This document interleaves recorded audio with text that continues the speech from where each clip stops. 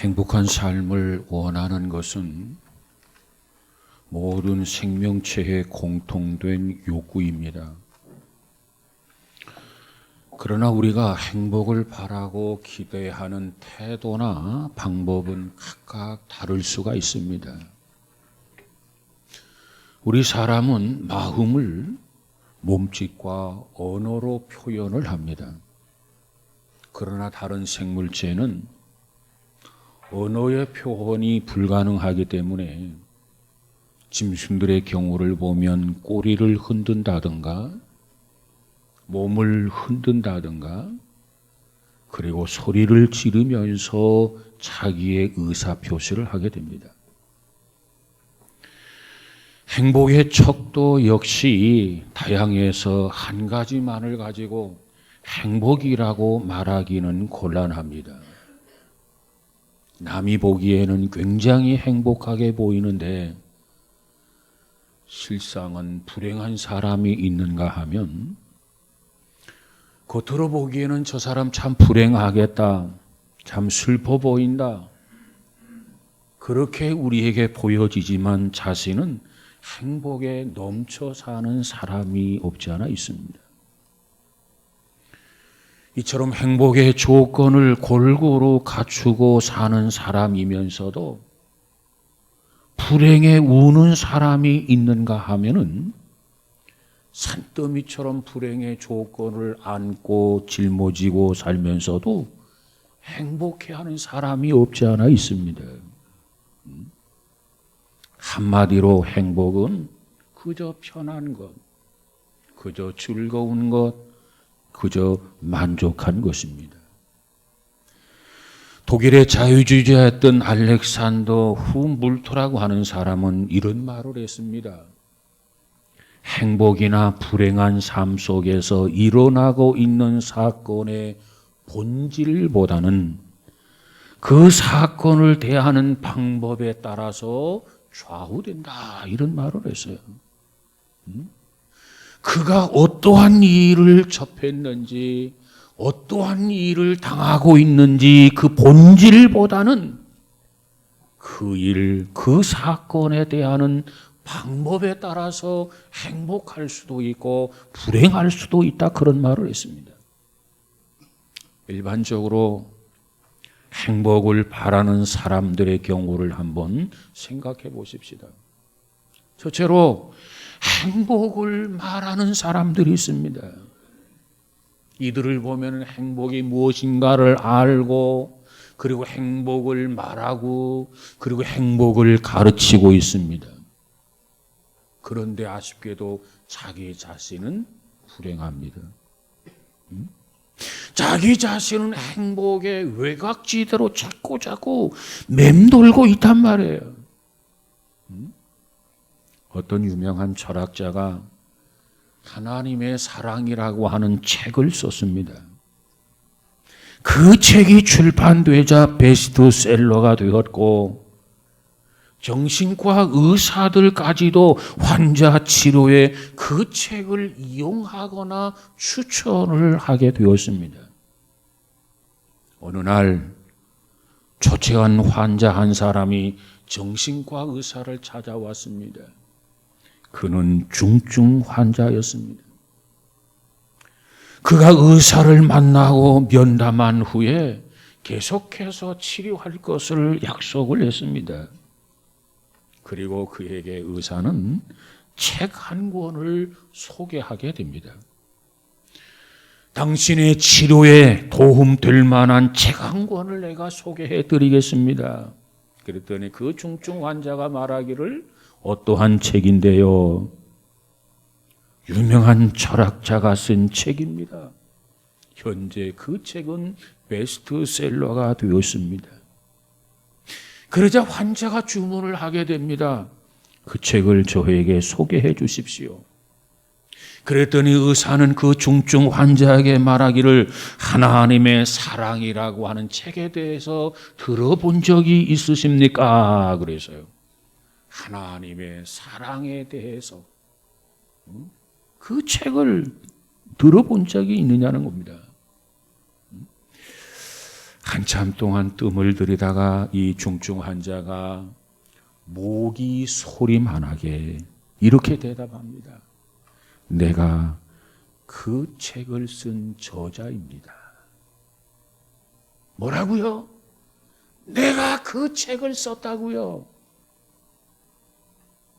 두 번째로는 행복을 기다리는 사람이 있어요. 오늘날 행복이 자기를 향해서 뚝벅뚝벅 걸어와 찾아와 주기를 바라는 사람들이 있어요.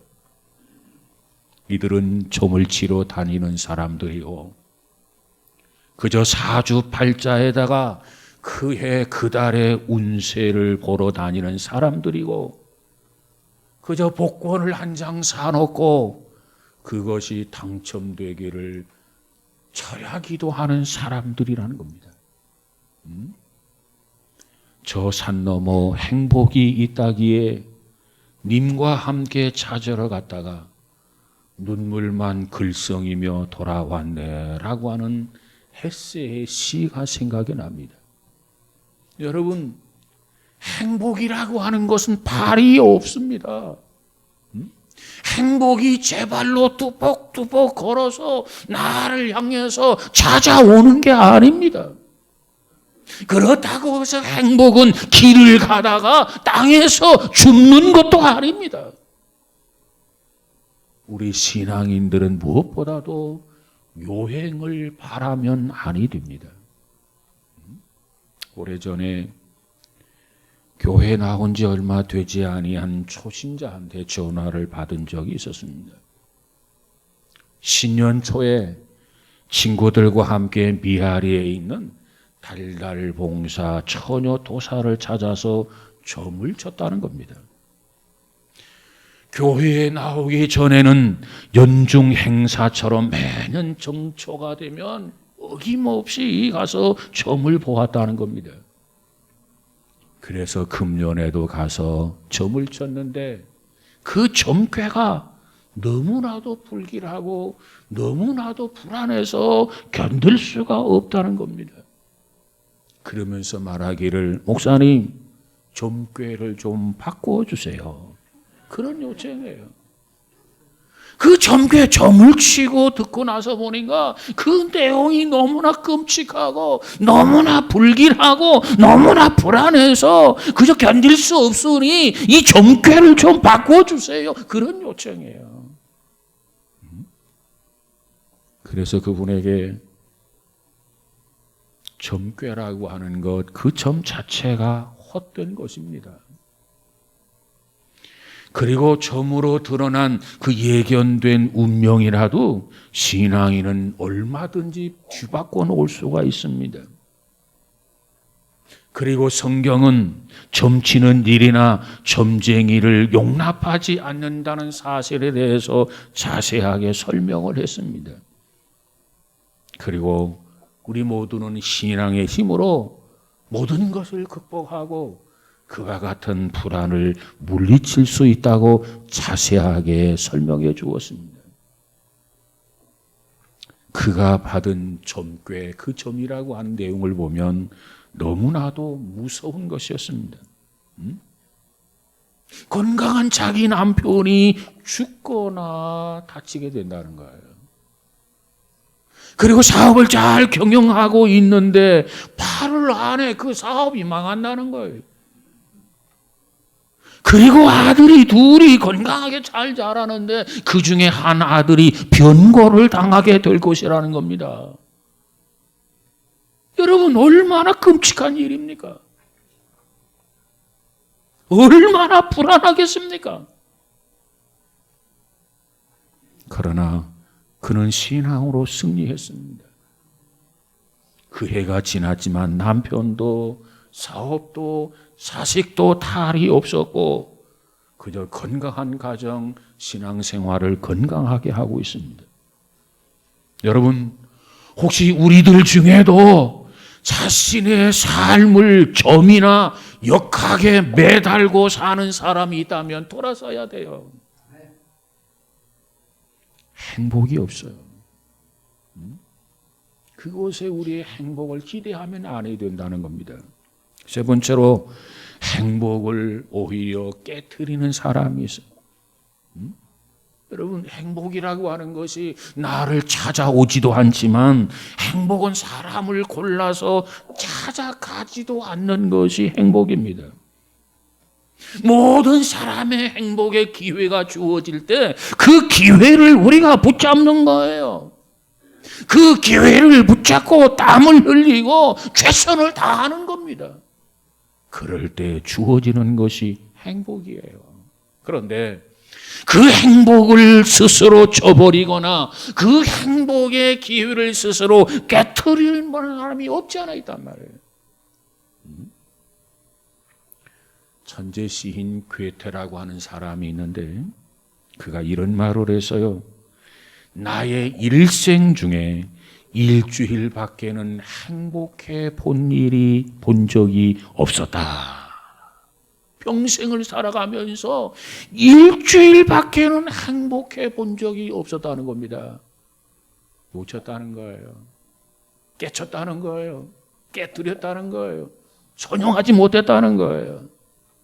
그래가지고는 행복할 수 없습니다. 네 번째로 행복한 사람이 있어요. 어떤 사람이 행복한 사람입니까? 우리는 일반적으로 생각하기를 사람은 건강하고 오래 살고 부를 누리고 귀하게 살고 대를 이을 수만 있다면 그게 행복이 아니겠나 이렇게 이해를 합니다. 물론 그렇습니다. 건강하게 살아야지요. 오래 살아야지요. 부를 누리며 살아야지요.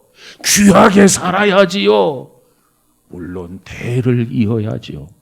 그러나 그것만으로는 행복이 성립되지 않는다는 겁니다. 안드루 카네기는 이런 말을 했어요. 행복이란 외부의 상황에 의해서 결정되기보다는 마음의 상태 여하에 따라서 결정되는 것이 행복이다 그랬어요. 외부의 상황에 따라서 결정되기보다는 이 마음의 상태 여부에 따라서 내가 행복할 수도 있고 불행할 수도 있다는 겁니다. 그렇다면 오늘 하나님의 말씀은 뭐라고 하는지, 어떤 사람이 행복한 사람이라고 하는지 오늘 본문을 통해서 몇 가지만 생각해 보고자 합니다. 먼저 지혜로운 삶을 선택한 사람이 행복한 사람이라는 겁니다. 오늘 본문 1절에 보니까 복 있는 사람은 악인의 꾀를 쫓지 아니하며 라고 했어요. 우리 인생을 나쁜 꾀를 가지고 살아가는 사람이 있는가 하면 진실과 성실과 믿음으로 사는 사람이 있습니다. 이 꾀에는 악한 꾀가 있고 그리고 선한 꾀가 있습니다. 그런데 대부분의 꾀는 악하게 사용되기 마련이라는 겁니다. 이 꾀를 가지고 인생을 살고 세상을 살면 결국에는 자기 꾀는 악하게 사용되기 마련이라는 거예요. 혹시 우리 중에 악한 꾀를 통해서 출세하고 악한 꾀를 통해서 돈도 벌고 악한 꾀로 떵떵거리며 살아가는 사람들을 보면서 부러워하는 사람이 우리 중에도 없지 않아 있을 것입니다. 40대 중반의 셀러리맨들이 병에 걸리는 확률이 높다고 말합니다. 왜 그렇습니까? 그 이유는 과다한 경쟁과 정신적 부담 때문이라는 겁니다. 이런 현상을 정신의학에서는 뭐라고 하느냐? 스트레스 증후군이라 이렇게 이야기합니다. 그저 악한 방법을 마다하지 아니하고 그저 수단과 방법을 가리지 아니하고 그저 몸부림을 쳐서 돈을 벌고 큰 집을 살고 그저 부유롭게 산다고 하더라도 그 집에서 몇 년 동안이나 살 수 있겠습니까? 한번 생각해 보셨습니까? 그러므로 악한 꾀를 쫓지 않고 살려고 한다면 혼자의 힘만으로는 안 됩니다. 악한 꾀를 쫓지 않고 살려면 가족 간의 협력이 절대적으로 필요합니다. 예를 들면 남편은 바르게 벌고 바르게 살기를 원하는데 그 남편을 향해서 아내가 자꾸 보챈다면 남편의 처신이 어려워지게 될 것입니다. 왜 돈을 못 벌어오느냐? 왜 진급을 못하느냐? 왜 출세를 못하느냐? 다른 사람과 비교하면서 조롱을 한다든가 구박을 한다든가 속된 말로 바가지를 긁게 된다면 그 남편은 둘 중에 하나가 될 것입니다. 바보가 되든가 도둑놈이 되고 말 것입니다. 그 반대로 생각해 보십시다. 그저 아내는 바로 살기를 원해요. 떳떳한 삶을 원해요. 그런데 남편이 도둑질하고 협잡한 돈을 가져다 주면서 이 돈으로 자녀를 가르쳐라, 이 돈으로 살림살이를 꾸며라.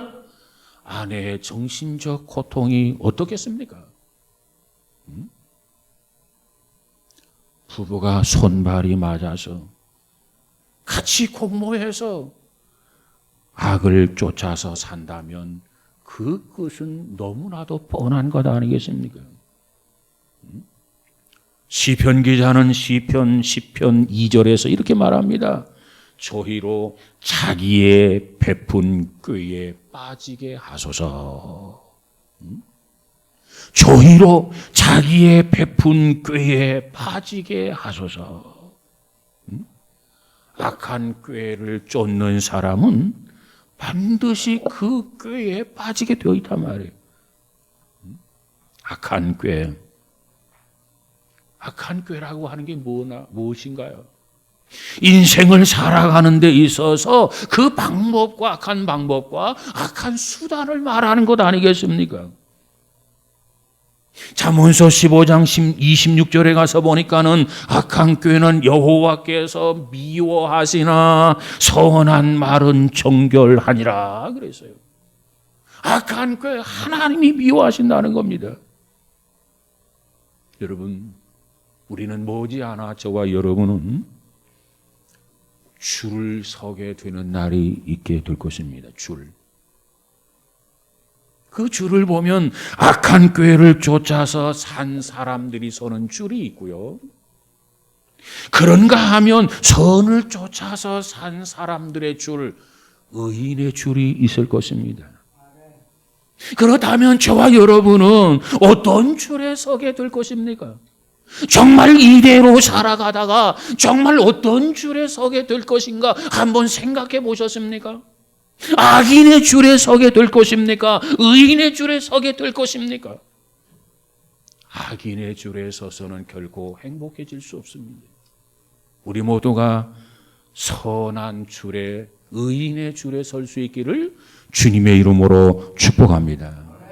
어떤 사람이 행복한 사람입니까? 성경은 말하기를 지혜롭게 삶을 선택하면서도 겸손하게 사는 사람이라고 가르쳐주고 있어요. 겸손. 오늘 본문 1절에 보니까 뭐라고 말합니까? 오만한 자리에 앉지 않는다 그랬어요. 히브리어 가운데 주드라고 하는 단어가 있어요. 주드. 그 뜻을 보니까 끌어오르다, 오만하다, 거만하다, 우쭐대다 그런 뜻입니다. 그런가 하면 헬라어 가운데 튀포라는 단어가 있어요. 튀포. 이 말의 뜻은 연막을 치다, 자기 기만으로 부풀어 오르다, 교만하다, 자고하다 그러한 뜻입니다.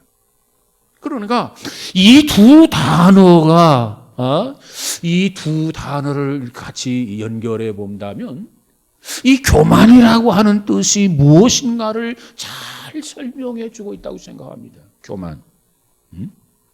교만한 자는 거품이 끓어오르듯이 끓어올라요. 그것 때문에 우쭐댄단 말이에요. 에? 그런데 실상은 뭡니까? 실상은 아무것도 아니에요. 왜? 조금 시간이 지나면 그 거품이 다 꺼져버리잖아요. 돈이 있다고 거들먹거리고 돈장하는 사람은 어떤 사람입니까? 보통 졸부들이라 이렇게 이야기합니다. 행복한 사람, 오만한 자리에 앉지 않는 사람입니다. 우리가 성경에 보니까 이 교만한 사람이나 이 교만했던 성읍은 한결같이 하나님의 심판을 받았어요. 우리가 잘 아는 사울왕을 한번 보세요. 그의 출발은 준수했어요.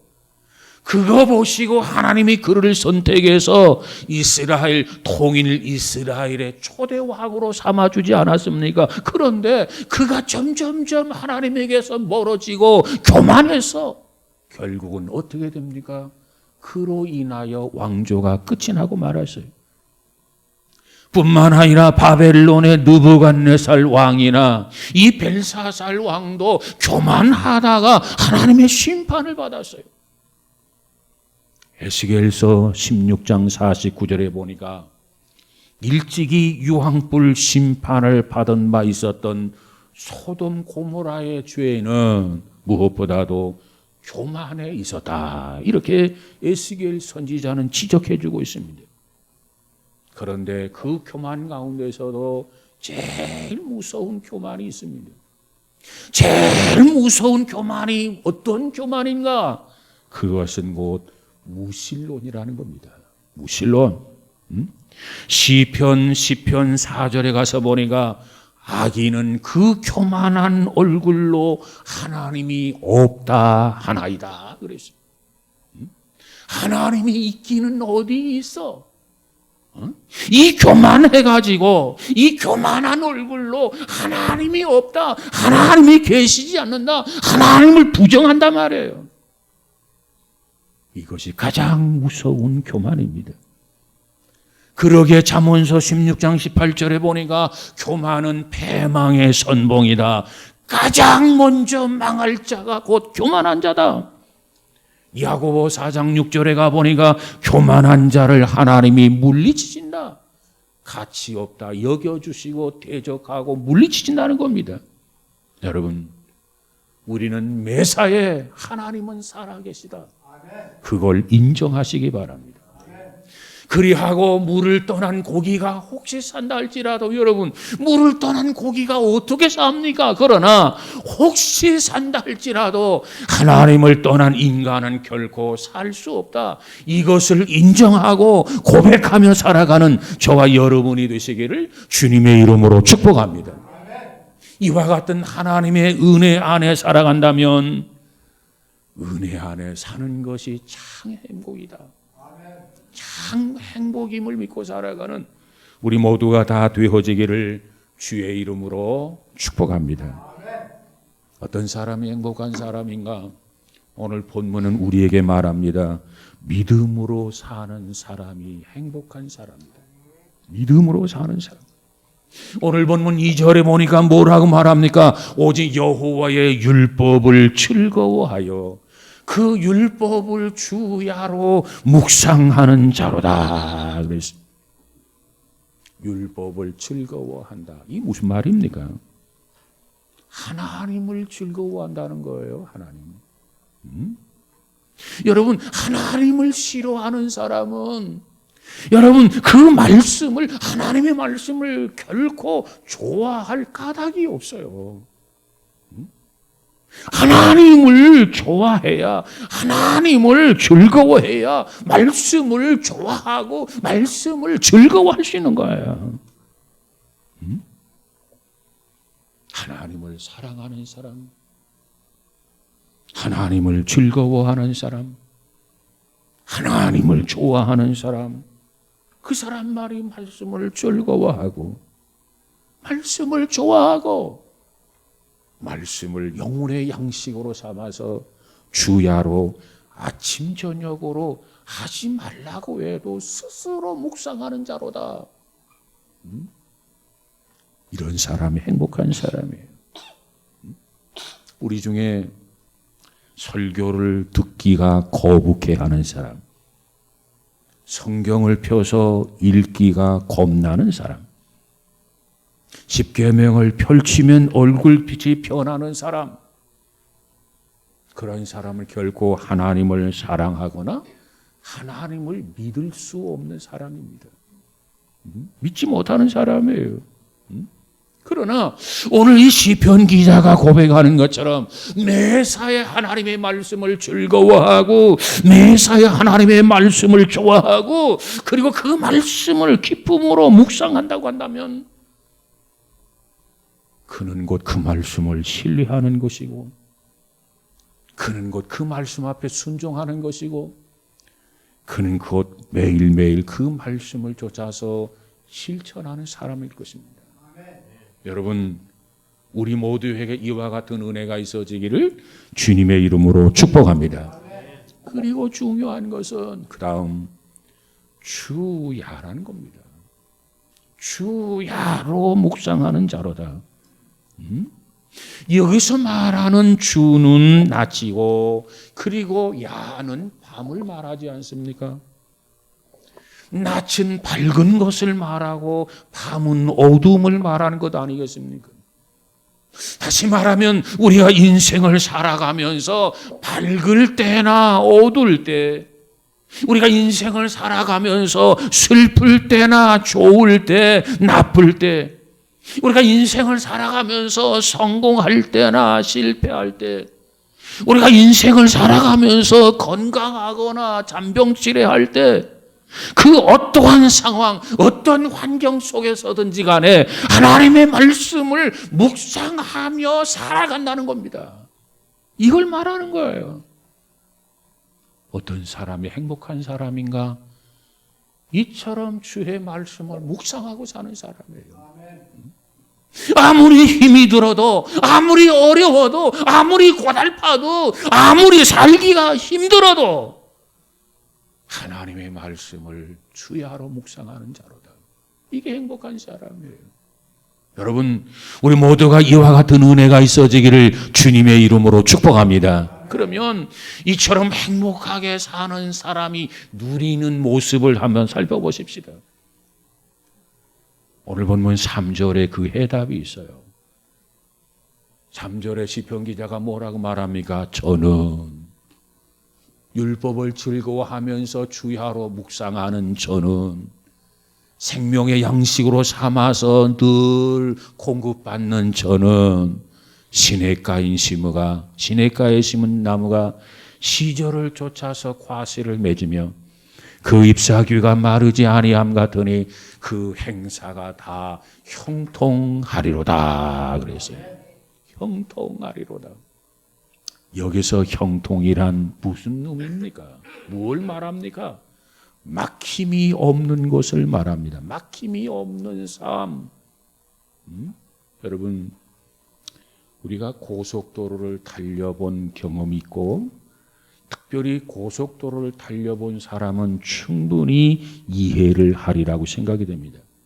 예를 들면 내가 목포를 가는데 안양에서 출발을 했어요. 신나게 100km로 달려갑니다. 그래서 이제 서해고속도로를 타고 가게 되는데 서산을 지나고 홍성을 지나고 군산을 지나고 부안을 지나고 열심히 달렸어요. 그런데 한평쯤 가가지고는 차가 꽉 막히는 거예요. 계속해서 가야 되는데 차가 움직이지 않는 경우가 있잖아요. 그런 경우와 안양에서 출발을 합니다. 60km로 달리고 있어요.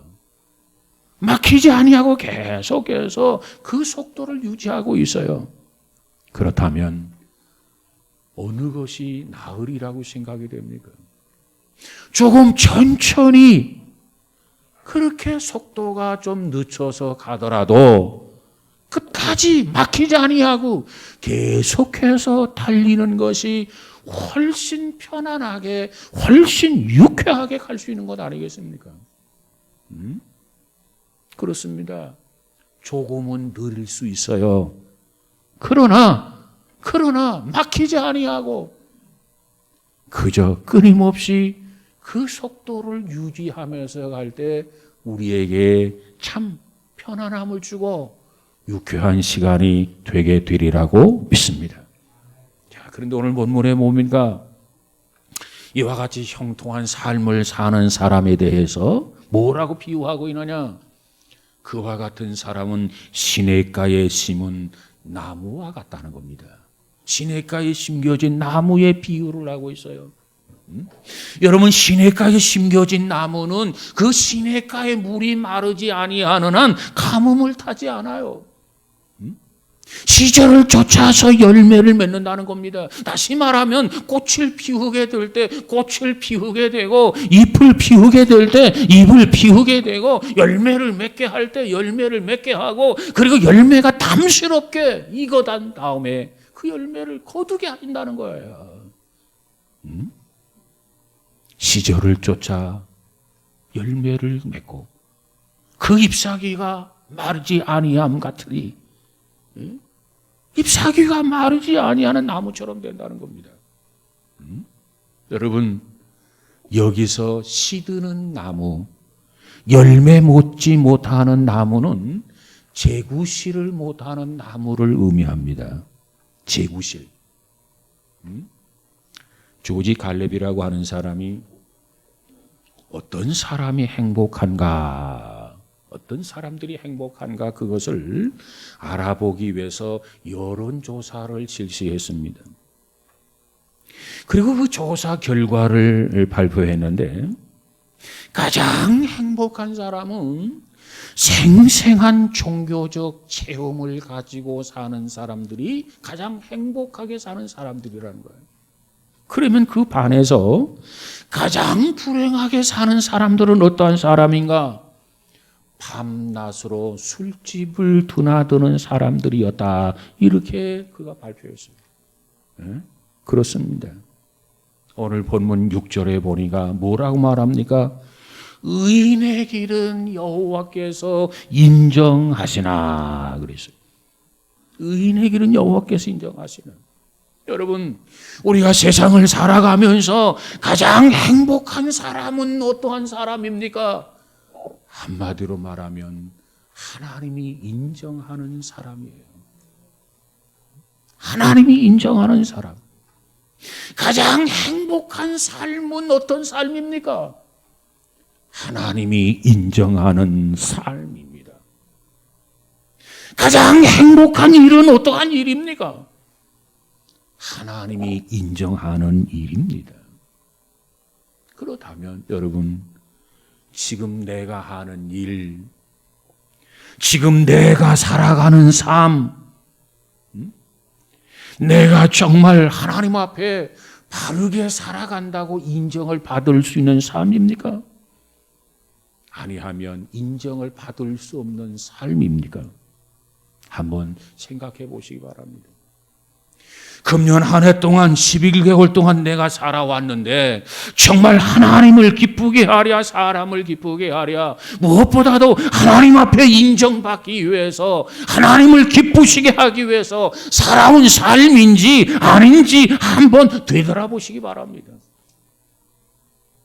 그리고 인정받은 삶이었다면 참으로 행복한 사람이요, 다행스러운 한 해였습니다. 그러나 인정받지 못한 삶이었다면 이제 한 달만이라도 최선을 다해서 하나님 앞에 인정을 받을 수 있는 우리 모두가 다 되어지기를 주님의 이름으로 축복합니다. 그래서 우리는 무엇보다도 하나님이 인정하는 사람, 우리는 무엇보다도 하나님이 인정하는 삶, 우리는 무엇보다도 하나님이 인정하는 그 일에 최선을 다하고 땀 흘리고 수고하며 행복하게 착하고 충성되게 사는 저와 여러분, 우리 모두가 다 되어지기를 주님의 이름으로 축복합니다.